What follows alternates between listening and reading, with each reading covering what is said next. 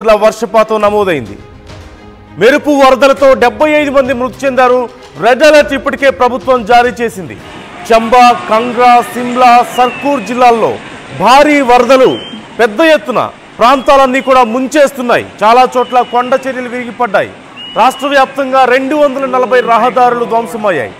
ఇప్పటికే ఐటీబీపీ బృందాలు కూడా సహాయక చర్యల్లో పాల్గొన్నాయి. అయితే ఉధృతంగా కొనసాగుతున్న వరదల వల్ల సహాయక చర్యలకు కూడా ఆటంకం ఏర్పడుతోంది. ఇప్పటికే చాలామంది ప్రజలు మృత్యువాత పడగా అనేక మంది నిరాశ్రయులయ్యారు. ఇంకా పెద్ద ఎత్తున వరదలు కొనసాగుతున్న తరుణంలో ప్రభుత్వాలు కూడా సహాయక చర్యలు కొనసాగిస్తున్నప్పటికీ అనేక మంది ప్రజలకు ఇంకా సహాయక చర్యలు అందడం లేదు. అనేక మంది ప్రజలు ఇబ్బందులు పడుతున్నారు. పూర్తిగా కనెక్టివిటీ 240కి పైగా రహదారులు ధ్వంసమైన నేపథ్యంలో అనేక ప్రాంతాలకు కనెక్టివిటీ పోయింది పూర్తిగా. అలాగే పవర్ సప్లై పోయింది. పూర్తిగా నిద్రాహారం లేకుండా ఇబ్బంది పడుతున్నటువంటి పరిస్థితి కనిపిస్తుంది. ప్రభుత్వం చర్యలు తీసుకుంటున్నప్పటికీ కూడా సరిపోని పరిస్థితి మనకి కనిపిస్తుంది. విజువల్స్లో మనం చూస్తున్నాం. ఆర్టీవీ మీకు ఎక్స్క్లూజివ్గా ప్రజెంట్ చేస్తుంది. భారీ ఎత్తున వచ్చినటువంటి వరదల కారణంగా పూర్తిగా హిమాచల్ ప్రదేశ్ అంతా కూడా అతలాకుతలమవుతోంది. రెగ్యులర్గా ఉండేటువంటి వర్షపాతం కంటే కూడా భారీగా నమోదవడంతో, ఒక మాటలో చెప్పాలంటే క్లౌడ్ బర్స్ట్ జరగడంతో ఎక్కడ చూసినా సరే వరద నీరే కనిపిస్తోంది. చిన్న చిన్న కాలువలు, వాగులు కూడా నదుల్లో ప్రవహిస్తున్నాయి. ఎక్కడ చూసినా కొండలపై నుంచి కొండ చర్యలు విరిగి పడుతున్నాయి. మరోవైపు ఎత్తైన ప్రాంతాల నుంచి వరద ప్రవహిస్తున్న నేపథ్యంలో బురదగా మారిపోయి ఆ నీరంతా కూడా మట్టి రాళ్లతో కలిసి బురదగా మారిపోయి భారీగా బురద ప్రవహిస్తుంది. ఈ నేపథ్యంలోనే ఊళ్ళు కొట్టుకుపోతున్నాయి. మరోవైపు చాలా గ్రామాలకు, చిన్న చిన్న గ్రామాలకు కనెక్టివిటీ పోయింది. అసలే అంతంత మాత్రం రోడ్లు ఉంటాయి. కొండ ప్రాంతాలు అవ్వడం వల్ల చిన్న చిన్న రహదారులు గుండా వాళ్ళు వెళ్తూ ఉంటారు. అయితే ఇప్పుడున్నటువంటి భారీ వర్షాలు, వరదల కారణంగా అక్కడున్నటువంటి ఆ చిన్న చిన్న దారులు కొట్టుకుపోవడం, పూర్తిగా ప్రాంతం అంతా కూడా జలమయమైన నేపథ్యంలో ఎక్కడికి వెళ్ళాలో తెలియక, ఎలా వెళ్ళాలో తెలియక నానా అవస్థలు పడుతున్నారు అక్కడ ఉన్నటువంటి ప్రజలు. ఈ నేపథ్యంలో ఇప్పటికే ఎఫ్డీఆర్ఎఫ్ బృందాలు కూడా చర్యలు ముమ్మరం చేశాయనే చెప్పాలి. హెలికాప్టర్ని సైతం యూజ్ చేస్తున్నారు అక్కడ సహాయక చర్యల కోసం. మనం విజువల్స్లో చూస్తున్నాం. కొండ ప్రాంతాలు అయినందువల్ల పైనుంచి సహజంగా వచ్చేటువంటి వరద ఉధృతి కంటే కూడా మరింత పెద్ద ఎత్తున ఉధృతి ఉంటుంది. సహజంగా ఎత్తు ప్రాంతాల నుంచి ఈ వరద ప్రవహిస్తున్న తరుణంలో ఉధృతి మరింత ఎక్కువగా ఉండడం వల్ల ఇళ్ళు, రోడ్లు కొట్టుకుపోతున్నాయి, వంతెనలు కొట్టుకుపోతున్నాయి. పూర్తిగా హిమాచల్ ప్రదేశ్లోని చాలా ప్రాంతాల్లో ఇదే పరిస్థితి కనిపిస్తుంది.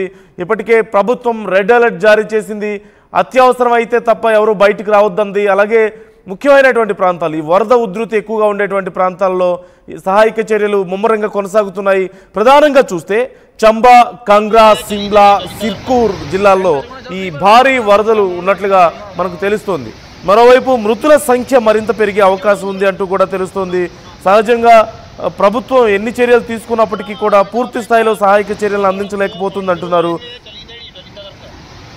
ఇప్పటికే 75 మంది మృతి చెందినట్లుగా తెలుస్తుంది. మృతుల సంఖ్య 75కు చేరింది అఫీషియల్గా ఉన్నటువంటి నంబర్స్ ప్రకారం. కానీ ఇంకా పెద్ద ఎత్తున మృతులు ఉండే అవకాశం ఉన్నట్లుగా తెలుస్తోంది. అలాగే కొండ చర్యలు విరిగిపడి పలు ఇల్లు ధ్వంసమయ్యాయి. చంబా ప్రాంతంలోని వంతెన పూర్తిగా ధ్వంసమైనట్లుగా తెలుస్తోంది. రాష్ట్ర వ్యాప్తంగా రహదారులపై కొండ చర్యలు విరిగిపడడం వల్ల పెద్ద ఎత్తున ట్రాఫిక్ జామ్ అవుతుంది. దగ్గరలో ఉన్నటువంటి ప్రాంతాల నుంచి వచ్చి వెళ్లే వెహికల్స్తో.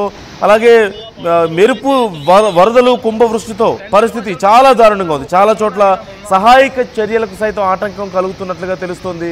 ఒక్కసారిగా భారీగా వర్షాలు నమోదైన నేపథ్యంలో ఇలాంటి పరిస్థితి నెలకొందనే చెప్పాలి. 115 నుంచి 204 మిల్లీమీటర్ల వర్షపాతం నమోదైంది. ఎక్కడ చూసినా సరే ప్రజల హాహాకారాలే కనిపిస్తున్నాయి. ఎక్కడ చూసినా సరే కొట్టుకుపోయిన ఇళ్ళు, వంతెనలు, రోడ్లే మనకు కనిపిస్తున్నాయి. కొన్ని చోట్ల మనం విజువల్స్లో చూస్తున్నాం, కార్లు కొట్టుకుపోతున్నాయి, బురదలో కూరుకుపోతున్నాయి. కనీసం ప్రభుత్వం వచ్చి ఆదుకునేలాగా బ్రతుకుంటామో లేదో తెలియక వేరే ప్రాంతాలకు స్వతహాగా అయినా వెళ్దామని ప్రయత్నాలు చేస్తున్నప్పటికీ కూడా ఈ భారీ వరదల కారణంగా ఎక్కడికి వెళ్ళలేని పరిస్థితి కనిపిస్తోంది.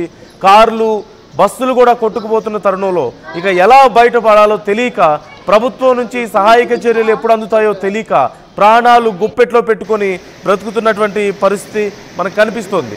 మరోవైపు హిమాచల్ ప్రదేశ్లో మరి ఇంకెన్ని రోజులు ఇలాంటి వర్షపాతం ఉంటుందనేది కూడా అధికారులు అంచనా వేయలేకపోతున్నారు. ఈ నేపథ్యంలోనే మరికొన్ని రోజుల పాటు మొన్న మనం చూసాం 2 రోజుల క్రితం కూడా అధికారులు చెప్పారు మరొక వారం రోజుల పాటు హిమాచల్ ప్రదేశ్లో వర్షపాతం ఉండే అవకాశం ఉంది, ఈ వరదలు ఇలాగే ఉండే అవకాశం ఉంది అంటూ చెప్పారు. ఈ నేపథ్యంలో ఇంకా ఎన్ని రోజుల పాటు ఈ వర్షపాతాలు కొనసాగుతాయో, ఈ వరదలు కొనసాగుతాయో తెలియక ప్రజలు బిక్కుబిక్కుమంటూ బ్రతుకుతున్నారు. అధికారులు చర్యలు తీసుకుంటున్నప్పటికీ కూడా కొండ ప్రాంతాలు అవడం, కొన్ని మారుమూల గ్రామాలు ఉండడం వల్ల ఆ మారుమూల గ్రామాల వరకు కూడా ప్రభుత్వం చేపడుతున్నటువంటి సహాయక చర్యలు అందడం లేదు అనేటువంటి అభిప్రాయాలు కూడా వ్యక్తమవుతున్నాయి. ప్రజల నుంచి ఆవేదన వ్యక్తమవుతుంది. ప్రభుత్వం ఇప్పటికే రెడ్ అలర్ట్ జారీ చేసింది. రెడ్ అలర్ట్ అంటే ఇక చెప్పేదేముంది, మనందరికీ తెలిసిందే. పూర్తి స్థాయిలో ఇక ఒక హై అలర్ట్ జోన్గానే చెప్పొచ్చు. ఈ ప్రాంతం అంతా కూడా రెడ్ అలర్ట్ జారీ చేశారు అంటే ఇక చాలా డేంజర్ జోన్లో ఉందనే చెప్పొచ్చు. ఈ నేపథ్యంలో ప్రజలు సుదూర ప్రాంతాలకు తరలి వెళ్తున్నారు. ఇప్పుడప్పుడే వరదలు తగ్గని నేపథ్యంలో సుదూర ప్రాంతాలకు తరలి వెళ్లే ప్రయత్నాలు చేస్తున్నారు.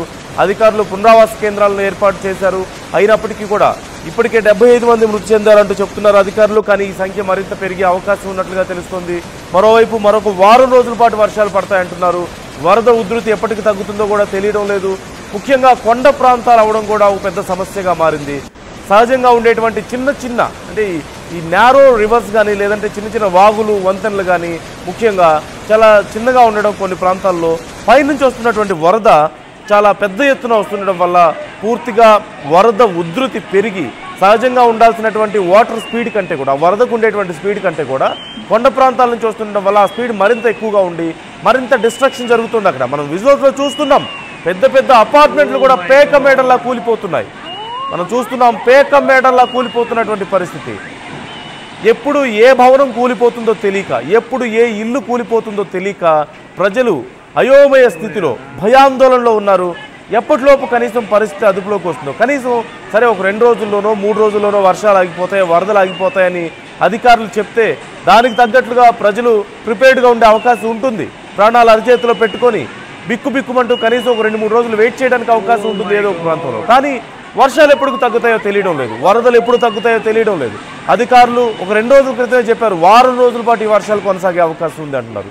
మరోవైపు 115 నుంచి 204 మిల్లీమీటర్ల వర్షపాతం నమోదైనటువంటి పరిస్థితి మనం చూస్తూనే ఉన్నాం. ఈ నేపథ్యంలో ఎప్పటికీ ఈ పరిస్థితి అదుపులోకి వస్తుందో తెలియడం లేదు. మరోవైపు కేంద్ర ప్రభుత్వం కూడా హిమాచల్ ప్రదేశ్లో పూర్తిగా పరిస్థితిని అదుపు చేసే ప్రయత్నం చేస్తుంది. ఇప్పటికే సహాయక బృందాలను పంపించారు, హెలికాప్టర్స్ని సైతం యూజ్ చేస్తున్నారు. మరోవైపు కొన్ని ప్రాంతాల్లో భారీగా వరద నీరు ఆగిపోయిన నేపథ్యంలో అక్కడ రకరకాల వ్యాధులు ప్రబలేటువంటి అవకాశం కూడా లేకపోలేదు అంటున్నారు. ఈ నేపథ్యంలో యాన్యువల్ రెయిన్ఫాల్ హిమాచల్ ప్రదేశ్లో చూస్తే 1251 మిల్లీమీటర్స్ అంటే 49 ఇంచెస్గా ఉంటుంది. మనకి చూస్తే ఒక్క రోజులోనే సహజంగా 1251 మిల్లీమీటర్స్ మనకి చూస్తూ ఉంటాం సంవత్సరం మొత్తం మీద కూడా. కానీ ఇక్కడ ఒక్క రోజులోనే 115 నుంచి 204 మిల్లీమీటర్లు అంటే ఒక సంవత్సరంలో పడేటువంటి వర్షపాతంలో అత్యధిక భాగం అతి కొద్ది సమయంలో ఒక వారం రోజుల్లోనే కురిసిన నేపథ్యంలోనే ఇంత భారీ వరదలకు కారణమవుతుంది అంటూ తెలుస్తోంది. మరోవైపు ఇప్పటికే పూర్తిగా అలర్ట్ వచ్చిన నేపథ్యంలో అటువైపు వెళ్ళేటువంటి టూరిస్టులు కూడా తమ ప్లాన్స్ని మార్చుకుంటున్నారు. అసలు ఎగువ ప్రాంతాలకు వెళ్ళాలంటేనే భయపడుతున్నటువంటి పరిస్థితి మనకు కనిపిస్తోంది. ఒక వారం క్రితం వరకు కూడా అనుకోకుండా వచ్చినటువంటి వరదల వల్ల అనేక మంది టూరిస్టులు అక్కడ స్ట్రక్ అయిపోయిన విషయం మనం చూసాం, ఆ వరదల్లో చిక్కుకుపోయిన విషయాన్ని మనం చూసాం. ఇప్పుడు కొంతవరకు టూరిస్టుల విషయంలో ఇబ్బంది లేకపోయినప్పటికీ కూడా స్థానిక ప్రజలు మాత్రం ఎప్పుడు ఏం జరుగుతుందో తెలియక, ఇళ్ళు ఎప్పుడు కూలిపోతాయో తెలియక ఈ అపార్ట్మెంట్స్ పెద్ద అపార్ట్మెంట్స్ కూడా పూర్తిగా పేక మెడల్లా కూలిపోతున్న తరుణంలో ఏం చేయాలో తెలియని పరిస్థితి ఇక్కడ నెలకొంది.